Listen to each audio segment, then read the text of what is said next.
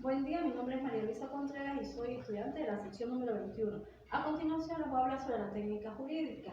¿A qué se refiere la técnica jurídica? Bueno, según García Márquez, consiste en el adecuado manejo de los medios que permiten alcanzar el objetivo que éste percibe, obteniéndose dicho objetivo mediante la formulación y aplicación de la norma.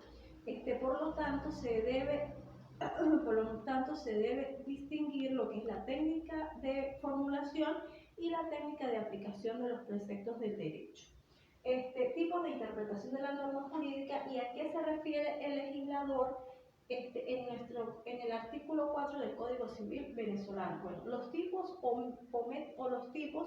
o métodos de interpretación de la norma jurídica son 6. Son el método semántico, el método genético, el método histórico, comparativo, el método sistemático y el método teleológico. Donde el método semántico es un método literal, el cual estudia e interpreta las disposiciones legales correlacionadas y jerarquizadas. El método genético consiste en la causa, origen o motivación de la norma. Se fundamenta de la norma, donde la interpretación se fundamenta en la voluntad inmediata del legislador. El método histórico es un método que analiza la norma, el cual tiene como función interpretar la norma a partir de los antecedentes jurídicos para estudiar cuál fue la motivación del intérprete al dictar dicha norma. Tenemos el método comparativo. El método comparativo se fundamenta para una norma que tiene el mismo origen histórico que una norma vigente en el extranjero. El método sistemático analiza el significado de los términos de un contexto normativo. Este método sirve para clasificar para identificar los posibles elementos comparativos de una normativa con otra. El método teleológico es un método que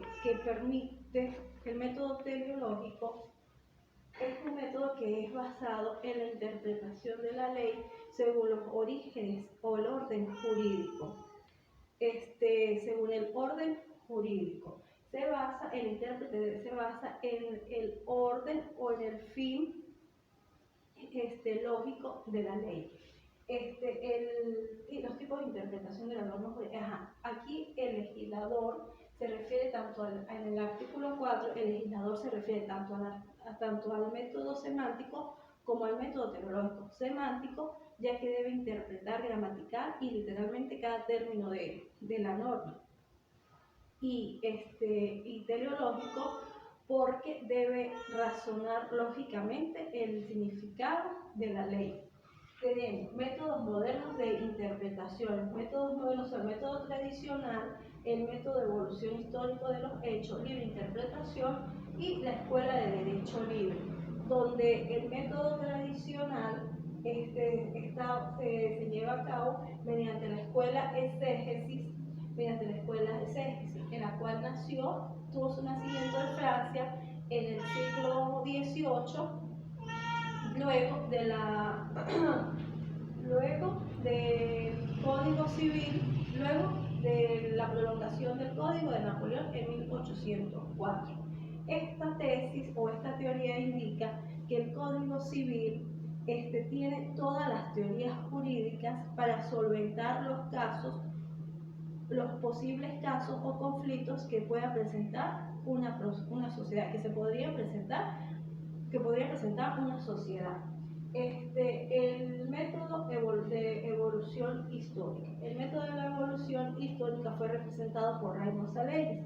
Según Sales, el propósito esencial de la interpretación es descubrir la finalidad de la ley, es decir, la interpretación debe ser un proceso que termine analizando o aclarando el significado de la ley y no la intención del legislador. legislación. Su mayor representante fue Francis Hennis. Este método es libre porque sustrae a la acción propia de la autoridad positiva, y es científica porque solo puede basarse en elementos objetivos que la ciencia puede aportar. Según Hennis, la ley no es suficiente para resolver todos los problemas jurídicos, por lo tanto el intérprete debe apoyarse o debe ayudarse libremente con los argumentos científicos y técnicos que provee la jurisprudencia o la ciencia del derecho. Tenemos ahora la Escuela del Derecho Libre. Su mayor representante fue Hermann Kantorowicz. El cual señala en su explicación que dejar a un lado el culto a la ley y permitirle al juez que se apoye en la justicia y en la equidad sobre algún caso concreto. Vamos con la teoría sobre la vigencia de la ley en el tiempo. Bueno, existen cuatro teorías: la teoría de los derechos adquiridos, la teoría de los hechos cumplidos, la teoría de las situaciones jurídicas, el criterio de planeación. ¿Y cuál fue la función de estas teorías en el ordenamiento jurídico? La teoría de los derechos adquiridos. Según Merlin, la ley es retroactiva cuando destruye o restringe un derecho adquirido bajo el imperio de una norma anterior. En cambio, no lo es si elimina una facultad legal o una expectativa de derecho. Por lo tanto, la tesis de este autor se gira básicamente en tres conceptos: el concepto de la expectativa del derecho, facultad legal y de los derechos adquiridos.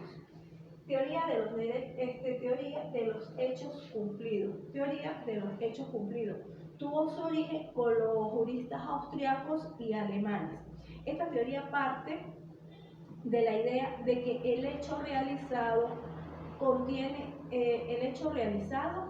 conforme a una ley vigente es eficaz y debe ser protegido por el derecho. Tenemos ahora la teoría de las situaciones jurídicas. Su mayor representante fue Paul Romer. Esta teoría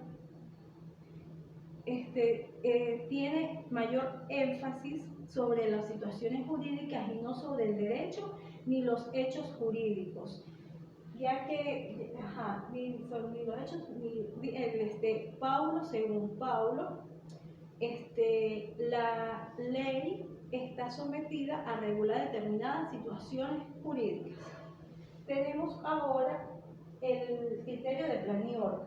El criterio de Planior, bueno, este autor señala que las leyes son retroactivas cuando vuelven sobre el pasado para apreciar las condiciones de legalidad de un acto o para modificar o suprimir los efectos ya realizados de un derecho. ¿Cómo funcionan estas teorías en nuestro ordenamiento venezolano? Bueno, en nuestro ordenamiento jurídico, el principio de la irretroactividad está contenido en el artículo 24 de la Constitución de la República Bolivariana y es reiterado en el artículo 3 del Código Civil venezolano, el cual señala que la ley no tiene efecto de retroactividad. El artículo 24 de la Constitución de la República indica la no retroactividad, el cual expresa que la irretroactividad de la ley es aplicada universalmente, salvo que se trate de leyes penales que impongan menores penas. Vamos con el principio ley en el espacio y solución de conflictos. Para la solución de conflictos tenemos dos principios, que es el principio de la personalidad y el principio de la territorialidad del derecho. El principio de la personalidad es aquel donde las normas jurídicas